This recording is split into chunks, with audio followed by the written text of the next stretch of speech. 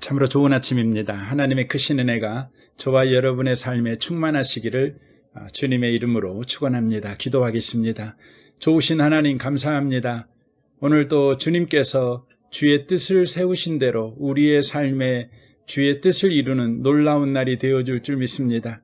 오늘도 주의 뜻에 순복하는 우리가 되도록 성령으로 우리를 충만하셔서 주를 바라보게 하시고 높은 주의 뜻에 굴복하며 순종해가는 우리의 믿음이 되게 하여 주옵소서. 내 온대로 마옵시고 아버지의 뜻대로 되기를 원합니다. 그렇게 하루를 살아내게 하여 주옵소서. 예수님의 이름으로 기도합니다. 아멘. 오늘 하나님의 말씀은 시편 71편입니다. 시편 71편입니다. 17절에서 21절까지 기록된 하나님의 말씀을 보겠습니다. 17절부터 21절까지입니다. 하나님이여 나를 어려서부터 교훈하셨으므로 내가 지금까지 주의 기이한 일들을 전하였나이다. 하나님이여 내가 늙어 백발이 되었을 때에도 나를 버리지 마시며 내가 주의 힘을 후대에 전하고 주의 능력을 장래의 모든 사람에게 전하기까지 나를 버리지 마소서. 하나님이여 주의 의가 또한 지극히 높으시나이다. 하나님이여 주께서 큰 일을 행하셨사오니 누가 주와 같으리이까. 우리에게 여러 가지 심한 고난을 보이신 주께서 우리를 다시 살리시며 땅 깊은 곳에서 다시 이끌어 올리시리이다. 나를 더욱 창대하게 하시고 돌이키사 나를 위로하소서. 아멘. 오늘 우리가 읽었던 시편 71편은 노년을 위한 기도 혹은 나이 들어가는 자의 기도라고 할 수 있습니다. 여러분에게 나이 들어간다는 것은 어떤 의미입니까? 현대 사회에서는 나이 드는 것을 잃어버린 것 혹은 쓸모 없어지는 것으로 간주하고 모든 것에 초점을 젊음에만 두고 있는 사회입니다. 어떤 분이 고등학생에게 이렇게 물었습니다. 너는 늙어간다는 것을 어떻게 생각하니? 그 학생이 대답했습니다. 늙기 전에 죽기를 바랄 뿐이지요. 이 학생의 대답은 늙어가는 것에 대한 현대 사회의 이해를 잘 대변해주는 말이라고 생각됩니다. 우리 노래 중에 노새 노새 젊어서 노새 늙어지면 못 노나니, 이 가사도 정확하게 이 관점을 보여주고 있습니다. 우리 사회에서 늙어간다는 것은 힘과 아름다움과 총명과 즐거움을 상실한다는 의미이기 때문입니다. 이런 현대의 관점과 흐름은 매우 세속적이고 인본주의적입니다. 사실상 반성경적이고 반기독교적이라고 할 수 있습니다. 사실 오늘 본문에서 시인 자신이 이런 두려움을 가지고 있다는 사실을 우리는 보게 됩니다. 시인의 두려움은 나이 들어감에 대한 생각이나 관념적, 이성적 문제가 아니라 실존적이고 현실적인 문제였습니다.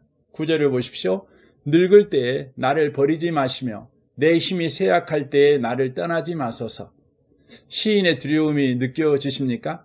그는 하나님의 사랑을 확신하지 못하고 있기 때문에 이런 기도를 하고 있는 것이 아닙니다. 인생의 가을이 오고 겨울이 다가오는 나이듦이나 늙어감이 자신의 현실로 느껴지기 시작할 즈음에 그는 이런 기도를 하게 된 것입니다. 젊은 날 블레셋의 거인 장수 골리앗을 때려 눕혔던 사람이 이 시편의 저자인 다윗입니다. 그는 양을 칠 때에 곰과 사자와도 싸웠다고 했습니다. 수많은 전쟁을 치렀고 백전백승을 했던 사람이 다윗입니다.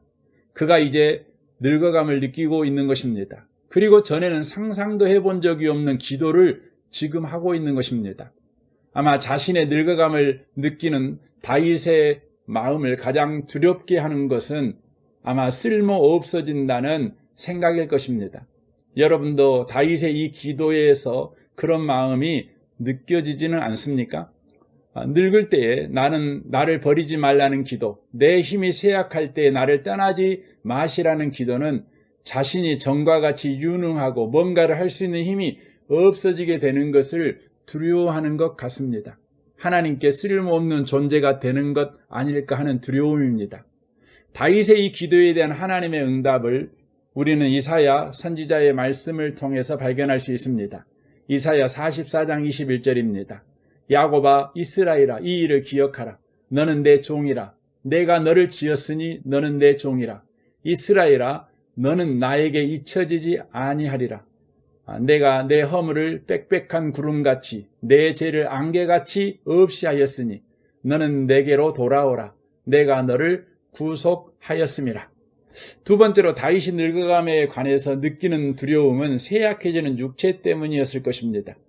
그는 9절 하반절에서 내 힘이 쇠약할 때라고 말하고 있습니다. 나이 들어가는 것, 늙어가는 것은 쇠약해지는 것입니다. 이것은 누구도 피할 수 없습니다. 우리가 알고 있는 위대한 설교자인 존 요한 웨슬레는 86세 때 그가 생일에 일기를 이렇게 썼습니다. 1789년 6월 28일, 오늘은 86세가 되는 날이다. 이제 나는 늙어가는 것을 보게 된다.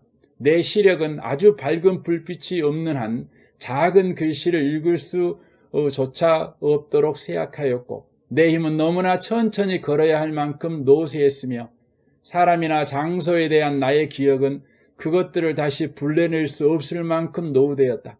내일이 되면 내 몸이 내 정신을 짓누르고 이해력이 떨어져서 완고해지는 건 아닐까? 몸에 질병들이 많아져서 불평을 하게 되는 것은 아닐까? 두렵다. 그러나 오 주 나의 하나님, 내게 응답하여 주시옵소서. 얼마나 공감이 되십니까? 이것은 평범한 사람이 아닌 위대한 전도자의 일기입니다. 육신이 쇠약해지는 것은 두려운 일입니다. 자신감을 빼앗아갑니다. 이 시편의 기도에는 기본적으로 이런 두려움이 깔려있다는 사실을 이해하지 못하면 이 시편을 온전하게 이해하기 어렵습니다. 여기에 또 하나 가중되는 늙어감의 두려움이 있습니다. 그것은 애로움입니다.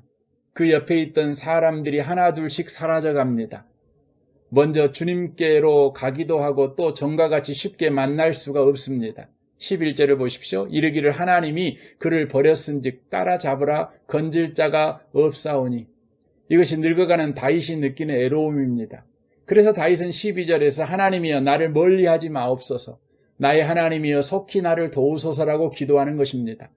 모든 사람이 자신을 떠나갔고 멀어졌지만 하나님만은 나를 멀리하지 말아 주시기를 구하는 다윗의 애로운 심정이 절절히 묻어나는 강구입니다. 이런 상황에서 다윗이 무엇을 하고 있는지 주목해 볼 가치가 있습니다. 그는 과거의 은혜를 돌아봅니다. 강구와 강구들 사이사이에서 다윗은 과거를 회상하는 것을 볼 수 있습니다. 5절입니다. 주 여호와여 주는 나의 소망이시요 내가 어릴 때부터 신뢰한 이시라. 6절 보십시오. 내가 모태에서부터 주를 의지하였으며 나의 어머니의 배로부터 주께서 나를 택하였사오니 나는 항상 주를 찬송하리이다. 17절을 보십시오. 하나님이여 나는 어려서부터 교훈하셨으므로 내가 지금까지 주의 기이한 일들을 전하였나이다. 그 하나님은 어렸을 때부터 다윗을 교훈하셨던 하나님이십니다. 다윗은 평생 믿음으로 하나님을 따른 제자였습니다. 하나님 말씀을 묵상하면서 그가 직면했던 경험 속에서 주를 신뢰하는 법을 배울 수 있었습니다. 그래서 모든 일의 필연적 결과는 내가 지금까지 주의 기이한 일들을 전하였나이다 하는 고백입니다.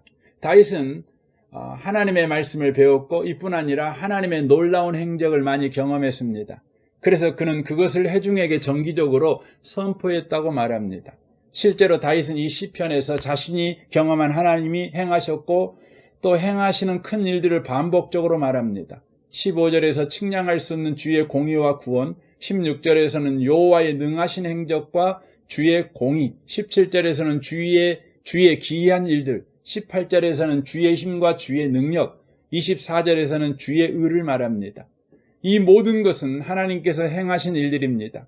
그리고 이것이 다윗에게 어떤 의미가 있는가 하면 하나님은 자신과 언약을 맺은 사람들을 버리지 아니하시고 구원하시며 그로써 당신의 의로움을 나타내신다는 것입니다.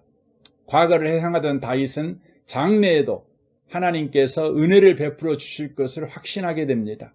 그리고 다윗은 자신의 의로운 행위, 신실한 역사를 다음 세대에게 전해주고 싶어 합니다. 그래서 다윗은 먼저 찬양을 부르겠다고 각오합니다. 6절 보십시오. 나는 항상 주를 찬송하리이다. 8절에 주를 찬송함과 주께 영광 돌림이 종일토록 내 입에 가득하리이다. 14절에 나는 항상 소망을 품고 주를 더욱더욱 찬송하리이다. 23절에 내가 또 비파로 주를 찬양하며 주의 성실을 찬양하리이다. 24절에 나의 혀도 종일토록 주의 의를 작은 목소리로 읊조리오리니. 두 번째는 선포하겠다고 다윗은 밝힙니다. 15절에 내가 측량할 수 없는 주의 공의와 주의 구원을 내 입으로 종일 전하리이다. 16절에 주의 공의만 전하겠나이다. 17절에서는 내가 지금까지 주의 기이한 일들을 전하였다고 말합니다. 18절에서는 하나님이여 내가 늙어 백발이 될 때에도 나를 버리지 마시며 내가 주의 힘을 후대에 전하고 주의 능력을 장래의 모든 사람에게 전하기까지 나를 버리지 마소서. 다윗은 다음 세대가 하나님의 힘과 하나님의 능력을 알기를 바랬습니다. 젊은 세대는 자기 힘과 자기 능력을 믿고 사는 사람들입니다. 다윗은 늙어가면서 내 힘이 쇠약할 때를 염려했습니다. 그러나 이제 다윗은 주의 힘과 주의 능력을 말하기 시작합니다. 그는 1000년 전에 하나님께서 바울에게 하신 말씀을 이미 알았습니다. 고린도후서 12장 9절입니다. 나에게 이르기를 내 은혜가 내게 족하도다. 이는 내 능력이 약한 데서 온전하여 짐이라 하신지라. 그러므로 도리어 크게 기뻐함으로 나의 여러 약한 것들에 대하여 자랑하리니 이는 그리스도의 능력이 내게 머물게 하려 함이라. 다윗의 바람은 하나님의 의롭고 놀랍고 성실하심을 전하는 것입니다. 이제 이것은 다윗이 노년에 감당해야 할 사명으로 이어집니다. 그는 노쇠할지라도 사명을 감당해야 하는 사람입니다. 노쇠할지라도라고 말하기보다는 노쇠하기 때문에 감당할 수 있는 사명이 있는 것입니다. 후대에게 주의 힘과 주의 능력을 전하는 것입니다. 다윗은 노년에 대한 우려와 두려움 속에서 드리기 시작한 기도에서 사명을 발견한 것입니다. 다윗처럼 나이 들어가야만 감당할 수 있는 사명이 있다는 것을 아는 어른이 많은 교회와 가정은 복된 교회이며 가정입니다. 어른은 갑자기 하루아침에 만들어지지 않습니다. 지금 여러분이 서 있는 그 자리에서 하나님을 경험하는 삶을 살아가기 시작하십시오. 오늘부터입니다. 그러면 우리 교회와 우리 가정에 나이 들어야만 감당할 수 있는 사명이 있다는 사실을 아는 어른들이 많아지는 행복한 교회가 될 것입니다. 저와 여러분이 그런 어른이 됐으면 좋겠습니다. 기도하겠습니다. 오늘 주신 말씀을 우리 생각하면서 우리의 늙어가는 것에 대한 기도를 좀 하셨으면 좋겠습니다.